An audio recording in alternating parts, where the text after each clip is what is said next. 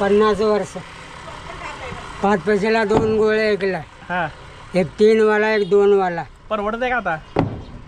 आता परवडणं पर महाग झाले.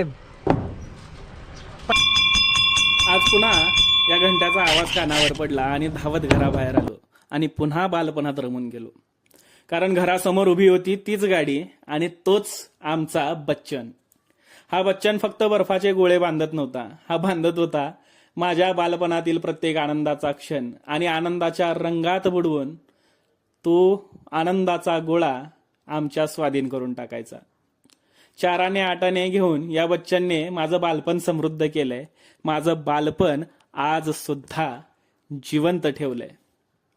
पण आजकाल हायजीनच्या नावाखाली आपली पोरं कोल्ड्रिंक आईस्क्रीमकडे वळाली आणि हा आमच्या बालपणाला समृद्ध करणारा बच्चन आणि त्याची